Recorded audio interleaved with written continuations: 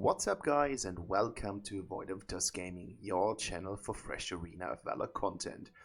As you guys might have seen, especially my German viewers, I've just put on some playlists running around tier lists on this channel. So already I have talked about the marksmen, the supporters, the junglers, and the mages. And while I was doing my marksman tier list, I just realized that I haven't played Brunhilda in quite a while, which is a shame because I like this marksman a lot. Like, I think she's one of my most favorite marksmen in the history of Arena of Valor, and that is true for one specific trait about her, and that is the audio. She's got some specific audio sounds when she is using her abilities or when she is shooting. She's got a really specific sound on her gun, which is unfortunate because I think the sound is still a little bit lackluster here on the channel. I haven't fixed it yet, but for all the players out there, I'm using Streamlabs OBS, but I will switch to OBS soon.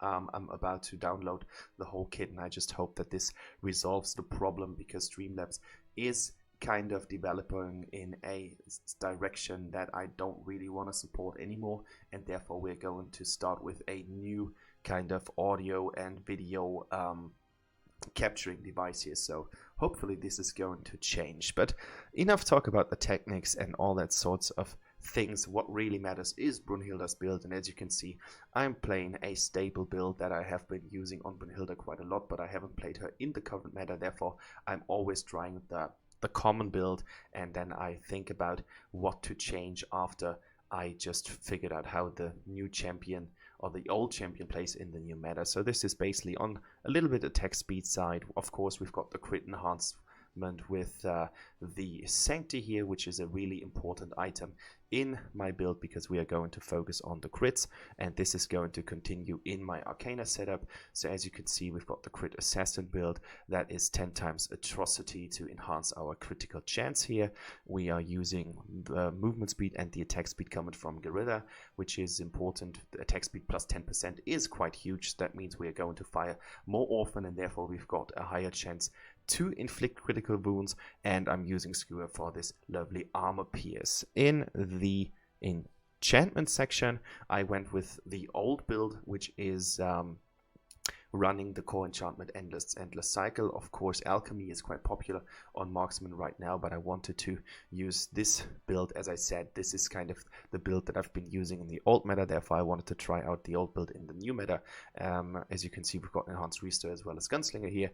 I'm using the mana refill because we're going to use a lot of abilities. I'm going to throw my S2 around all the time, and of course I'm using the blessing to get the crit chances coming from equipment to a even higher level. And this is the build, and we're going to check out how this actually works in the gameplay in a couple of seconds. I hope you enjoyed today's game. Alright, ladies and gentlemen, here we go. We are on the battlefield. Just entered it, and the first choice from the item section are my war boots to increase our attack speed right from the start. So boots are up first, and then we're going to get some daggers and build the final item before we are starting to move on to build the Sanctity. I'm trying to give Wukong a leash here, just in order to make his clear speed a little bit better, and therefore he might be ganking a little bit earlier in the game. And as you can see, we started off with a Florentino versus Tachi on the solo lane. We've got Crixie against Alistair on the middle lane. We've got both Wukongs in the jungle, so there are 2 Wukongs in the game. A character that is rarely seen, so it was quite interesting to see 2 Wukongs in the game. And we've got Omen and Valheim on the dual lane versus me and Dio-chan. So we've got heavy CC on the laning front here. As you can see, Dio-chan is already starting to throw around some icy stuff here in order to freeze my targets, which is actually quite nice because it just means that we're going to hit a little bit better. And I was just following up the Omega here. Unfortunately, I do not get the kill, but I do get an assist. And because Crixie is still standing strong, she is able to repel the Valheim and Alistair, giving me the opportunity to just go back, draw back, and get back to safety without being killed. So 2 kills in the first 2 minutes, so that's a good start for my team. Tachi was killed with the combined efforts of Crixie and Florentino, and the Wukong has already been nagging down some of the life of Valheim, been able to kill him and go back to safety without any problems here. Unfortunately, Flicker is already out, so I can't Flicker kill Omega. That would have been actually quite nice to get a kill while everyone else is already having one. But sometimes it's not working the way you wanted it to, and we are still trying to apply some pressure. I don't know what happened to Crixie here. I think she was playing a little bit too upfront. And now I saw an opportunity to get my flag missile stuff out here to just put some harm onto the enemies, and we are rewarded with our first kill, turning the overall into a 5 versus 2. So really nice start for my team, because it just means that we're going to focus on the tower a little bit earlier, putting them a little bit behind, farming a little bit more gold than they do. And Florentino continues the kill streak here for our team against Tachi in the 1-on-1. So well played, my team. There's nothing that I can complain about. My little mine that I was putting into the bushes here was just activated by Omega, so I knew that someone was about to approach.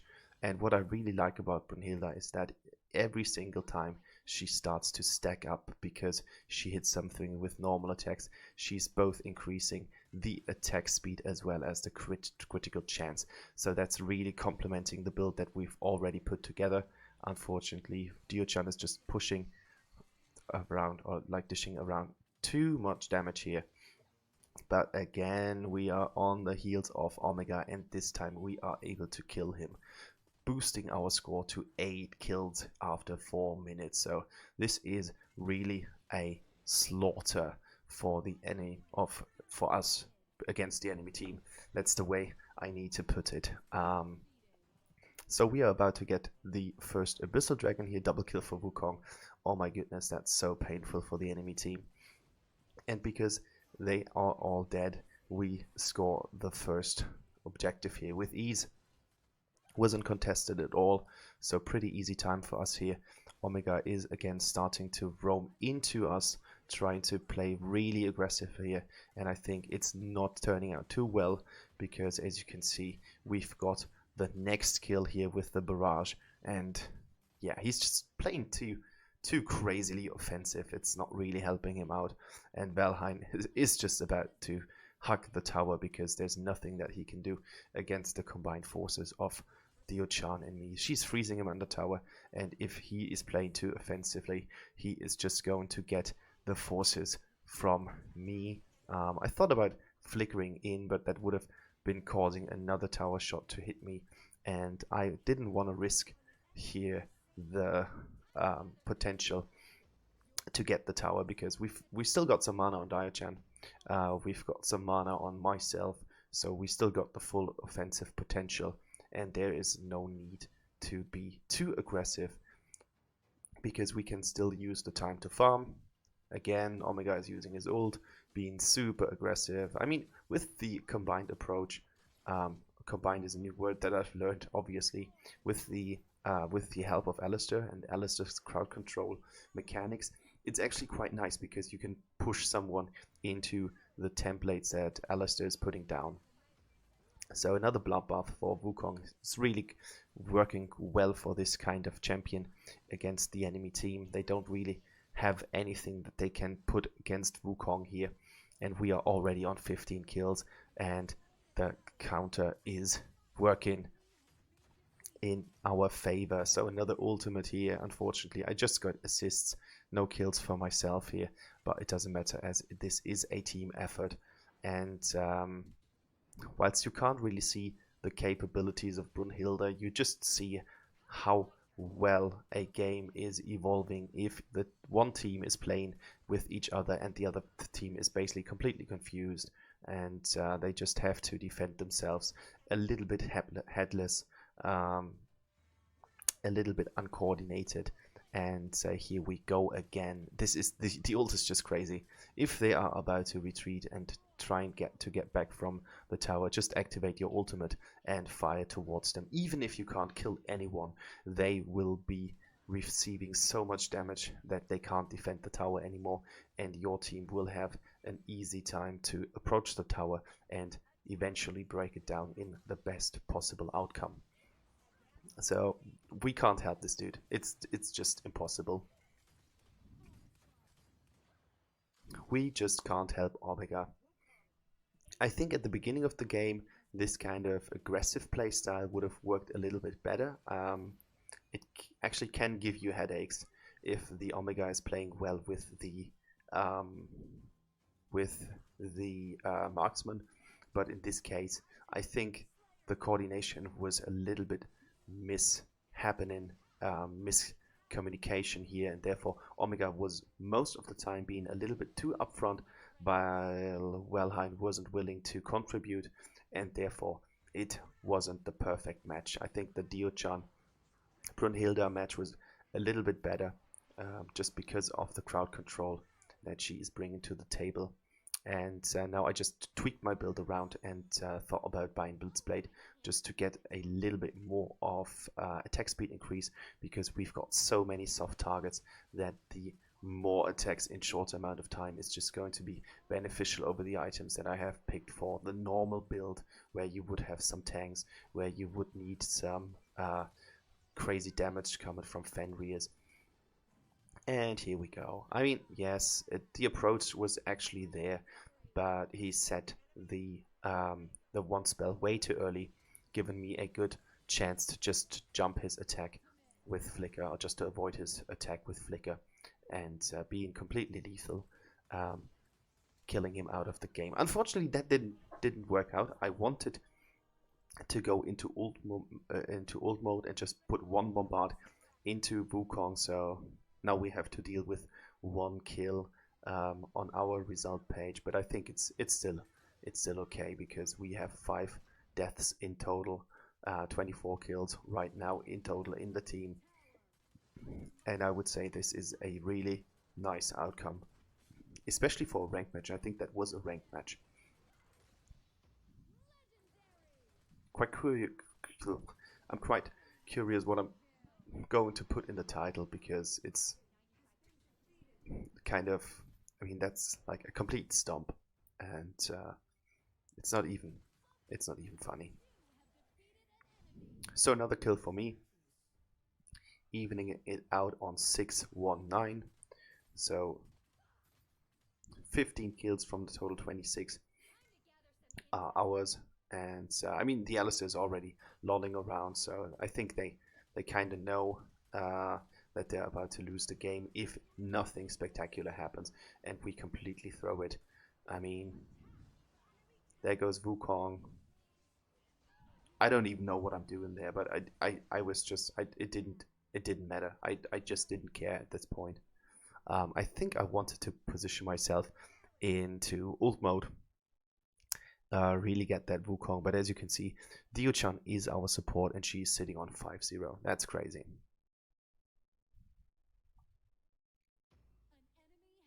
I mean, well played, guys, but then the enemy team played it quite bad, and that's when results like this are coming into the game. So it's still 11 minutes played. We got 4 minutes to play, so there are things about to happen. I mean, this is the first time where my team gets basically completely wiped.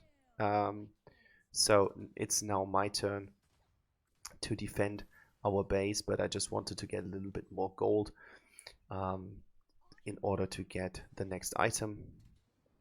Enemy team is complaining about the Omega, and now it's our time to defend that tower, and as you can see, there's not really a big approach towards the tower.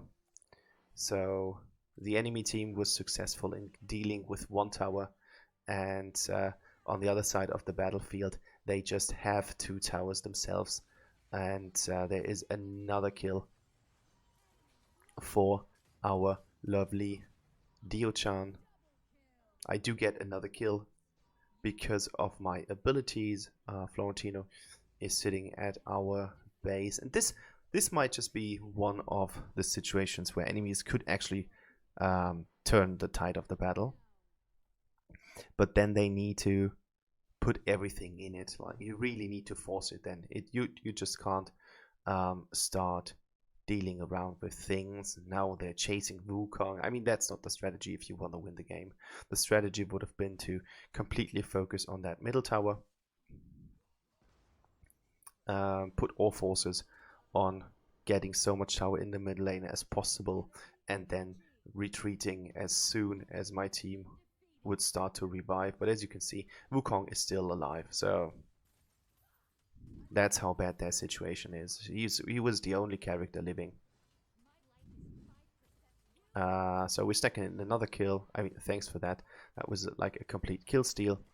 And now I said to myself, well, we might just take another dragon. I just want to see if it's possible to like solo it. Wukong is about to join forces, but we don't really need him. And now he gets the buff, which is all the stacks if he's not on 30. So that's actually quite nice. So now we've got 30, I think it's 30% improvement from the Abyssal Dragon buff that my team now gets. You can see that with these little electro things that hover around our team or our heroes right now. So this is the next tower. 4 of us approaching. Tachi is trying to get out, so this is another kill for me. Will we get him? Yes, we do get him, so this is now 10 kills. Alrighty, right, double kill for me. And I mean, this is just polishing the result. The game was already there, and the outcome was already kind of clear. But we have all had games where you were completely sure that you're about to win the game, and by accident your team threw it, you didn't carry it, and things like that do happen. Yes, this was a ranked match. This is I think there was one of the positioning matches still, not entirely sure about it, or did I solve it? Well, never mind. Now you see that I'm stuck in platinum at the moment. I'm the second best player with 12.2, and the overall result shows I've got most damage in my team. Fight participation was the best, so I think the result was overall good, and hope you guys enjoyed it. I hope you guys do like Brunhilda still after the new update with Battlefield 4.0, and I hope you enjoy yourself and my channel. If you liked it, give it a thumbs up. If you haven't subscribed to the channel, consider a subscription, and stay healthy. Bye bye.